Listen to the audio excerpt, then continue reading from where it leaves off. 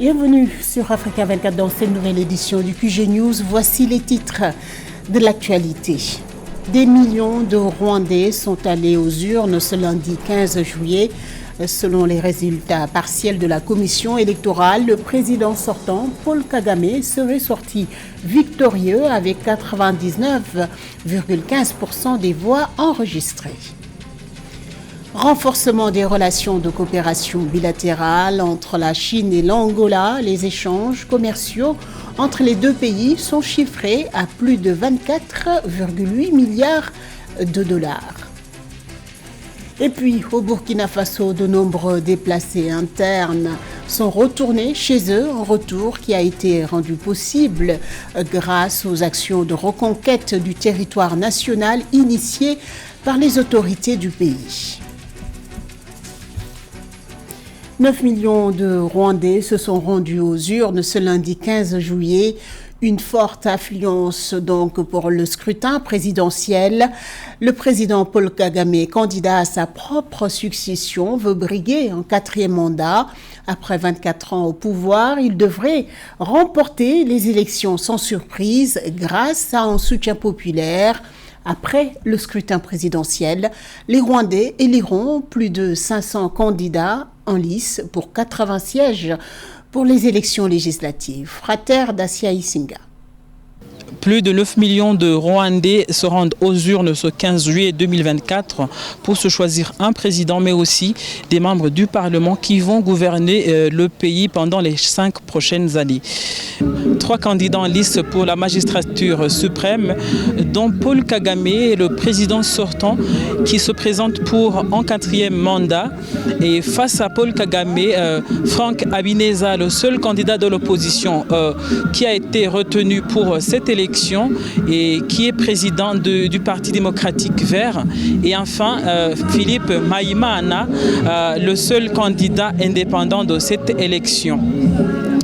Les bureaux de vote ont été ouverts à 7h du matin, heure locale, et ils vont fermer à 15h selon la Commission nationale électorale. La même commission qui annonce le début de la décompte des voix juste après la fermeture des bureaux de vote à 15h. Les résultats partiels vont être communiqués au fur et à mesure du dépouillement des votes, mais les résultats finaux vont être communiqués le 27 juillet 2024. Et selon les résultats partiels annoncés ce lundi par la commission électorale, le président sortant Paul Kagame arrive en tête sur 79% des bulletins dépouillés. Il aurait obtenu un score de 99,15% des voix enregistrées. Dans le reste de l'actualité, l'instance supérieure indépendante pour les élections de Tunisie a déjà enregistré le retrait de 58 formulaires de parrainage par des candidats potentiels à l'élection présidentielle du 6 octobre prochain, selon son porte-parole officiel Mohamed Tli Mansiri. Le coup d'envoi du processus de contrôle de l'espace public a été donné à l'occasion du démarrage de la période électorale qui a commencé le 14 juillet dernier et qui va se poursuivre jusqu'à l'annonce des résultats définitifs de la présidentielle. Dans le but d'augmenter de 50% la transformation de la noix de cajou d'ici 2030, les autorités ivoiriennes ont inauguré une usine à Toumbougou, Samarosso. Cette installation en partenariat avec Pan African Ogo Commodities Holding devrait permettre de transformer 50 tonnes de cajou par jour et générer 6 000 emplois directs et 10 000 indirects, renforçant ainsi l'autonomisation des femmes et des jeunes. Philippe Akwa. En Côte d'Ivoire, les autorités, dans le but d'améliorer de 50% le taux de transformation locale de noix de cajou d'ici 2030, ont inauguré une usine à Toumbougou, Samarosso. Cette installation en partenariat avec Pan African Agro Commodities Holding des Émirats Arabes Unis transforme 50 tonnes d'anacarde par jour, générant 6 000 emplois directs et 10 000 indirects. Que de bonheur, que de fierté, notre Boundiali a sa première usine de transformation de noix de cajou. Elle commence aujourd'hui avec 50 tonnes par jour. soit 18 000 tonnes par an. Mais à terme, ce sont 90 000, voire 100 000 tonnes qui seront transformées localement. L'usine emploie 2 000 personnes aujourd'hui. Mais à terme, nous aurons 6 000 emplois directs et 10 000 emplois indirects. Avec un coût global de 10 milliards de francs CFA et une superficie de 10 hectares, cette usine est la plus grande de l'Afrique de l'Ouest. En 2023, la Côte d'Ivoire a transformé 266 000 tonnes de noix brutes contre 34 000 tonnes en 2011, atteignant un taux de transformation de 22%. La filière acajou depuis la réforme de 2013 a significativement progressé, contribuant à l'emploi de 15 000 personnes directes et 70 000 personnes indirectes. En 2011, la Côte d'Ivoire produisait 400 000 tonnes de noix de cajou brutes. En 2023, la Côte d'Ivoire a produit 1 200 000 tonnes de noix de cajou brutes. Plus de 420 000 Ivoiriens cultivent et produisent par l'anacarde de milliers de tonnes de noix de cajou brutes. Avec 83% des emplois directs occupés par des femmes, l'usine contribue à leur autonomisation et à la cohésion sociale. En 2024, le secteur du cajou a offert d'importantes perspectives d'emploi et a amélioré les revenus des populations locales grâce au leadership de figures politiques et économiques nationales. La Chine est disposée à accorder davantage de financement à l'Angola pour la réalisation d'importants projets de développement. L'ambassadeur chinois Zhang Bin l'a déclaré le vendredi 12 juillet à Luanda, s'adressant à la presse après une audience avec le président angolais João Lourenço. L'Angola est le deuxième partenaire commercial de la Chine en Afrique, après l'Afrique du Sud, et de nombreux projets d'investissement ont été réalisés dans le domaine de l'agriculture et de l'industrie. Les détails de Samantha Saberou-Sabou-Manga. Reçu en audience le 12 juillet 2024, par le président angolais João Lourenço, l'ambassadeur de Chine en Angola, Zhang Bin, a déclaré que la Chine est disposée à accorder davantage de financement à l'Angola pour réaliser d'importants projets. S'adressant à la presse après la rencontre, l'ambassadeur chinois a déclaré que les deux gouvernements maintenaient un consensus sur l'approfondissement de la coopération dans tous les domaines en mettant l'accent sur le secteur économique et commercial. Il n'y a donc pas de problème de dette entre nos deux pays.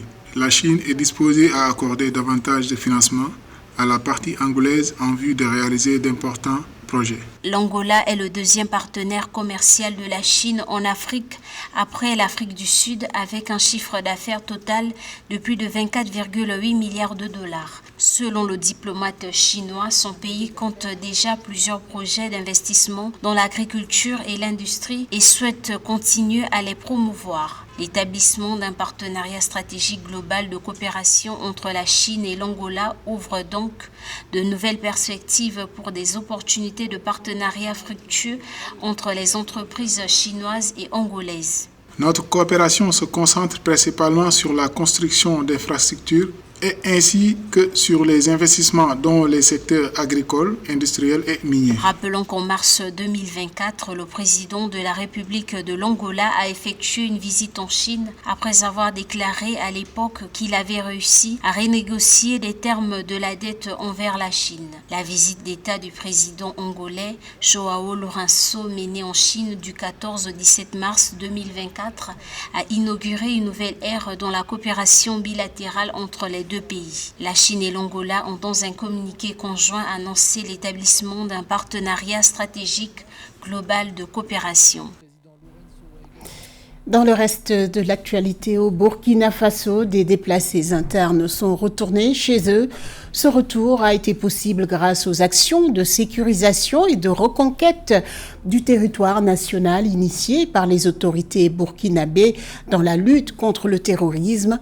Ces populations ont été contraintes de quitter leur région à cause des attaques répétées de terroristes. 774 000 déplacés internes sont retournés chez eux ou réinstallés dans des zones plus sûres. Samantha Saberou-Saboubanga. Grâce aux actions de reconquête du territoire national initiées par les autorités du Burkina Faso, 774 000 Burkinabés déplacés internes du fait des attaques terroristes sont retournés chez eux ou réinstallés dans les zones plus sûres. C'est ce qu'a annoncé le 12 juillet 2024 l'agence d'information du Burkina Faso, citant le ministère chargé de la prospective. Nous avions conçu et initié ce projet qui vise à améliorer les conditions de vie des populations, leur offrir des logements décents dans plusieurs localités de notre pays et pour répondre justement à ce besoin de bien se loger et de pouvoir produire, mais également pour résorber la croissance accélérée et l'urbanisation accélérée que les déplacements forcés de population ont créé dans notre pays. Au Burkina Faso, 2,6 millions de personnes déplacées internes des pays ont été enregistrées par le secrétariat permanent du Conseil national des secours d'urgence et de réhabilitation au 31 mars 2023. Après le Sahel, le centre-nord est la deuxième région burkinabé avec le plus grand nombre de déplacements internes. Fin novembre 2023, plus de 340 000 des pays avaient pu regagner les zones débarrassées des terroristes selon le gouvernement burkinabé. Nous sommes contents de bénéficier du soutien de nos autorités. Nous leur disons merci et nous prions pour que Dieu les protège, pour qu'elles continuent de nous soutenir. Le Burkina Faso connaît depuis 2015 des incidents de sécurité liés aux attaques et menaces des groupes armés terroristes. L'une des principales conséquences de cette situation est la naissance d'une crise humanitaire occasionnant des déplacements massifs de population et la diminution drastique de la production agricole, animale et alimentaire dans les zones affectées. À la page sport au Bénin, la 4e édition du Only Camp Porto Novo a débuté le 8 juillet dernier et va se poursuivre jusqu'au 8 août. Cet événement sportif est une initiative de l'association Jeunesse, Art, Culture, Sport et Mémoire. Il a pour ambition de former des jeunes talents au profit du sport béninois et de promouvoir l'éducation civique et l'inclusion socio-professionnelle des jeunes. Au programme, plusieurs activités, notamment le basket, le badminton, le roller, le Scrabble, ainsi que des visites culturelles. Un reportage de Midra Diamo.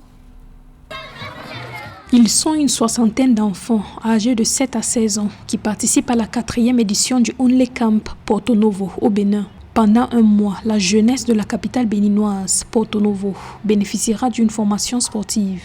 Le programme de formation de jeunes talents prévoit une série d'activités, notamment le basketball, le badminton, le roller, le Scrabble, ainsi que des visites culturelles. Les organisateurs se disent satisfaits quant à la particularité de cette édition. Les enfants peuvent se projeter dans l'avenir à travers le sport. Cette année, donc, on reste sur le basketball, parce qu'on est tous des basketteurs, on aime le basket. Et déjà l'année dernière, on a rajouté du roller et des visites dans les musées. Cette année, on a rajouté du badminton aussi. Donc si vous remarquez, c'est les disciplines olympiques. On voulait aussi se caler un peu avec les Jeux Olympiques de Paris, dynamiser les nouvelles disciplines ici à Porto Novo des Jeux Olympiques. On travaille aussi sur une activité Scrabble pour la promotion de la langue française. Mais pour nous, ce qui est important, avant de parler de citoyenneté francophone, il faut d'abord que les jeunes béninois aient une identité béninoise. Il faut qu'ils connaissent l'histoire de leur pays.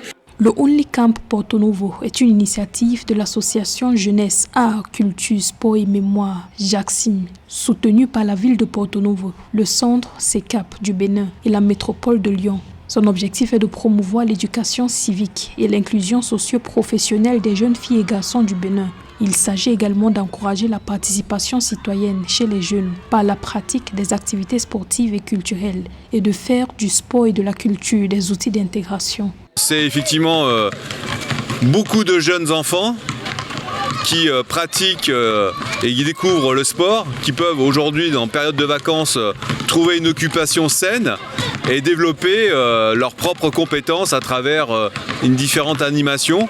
Lancé le 8 juillet, le Only Camp Porto Novo se déroule jusqu'au 8 août 2024. L'initiative a permis de former plus d'une centaine de jeunes talents au profit du sport béninois, promouvant ainsi les valeurs citoyennes. Ce journal a été réalisé par l'ensemble de la rédaction. Merci pour votre fidélité. Dans un instant, une nouvelle édition de l'information sur Africa 24.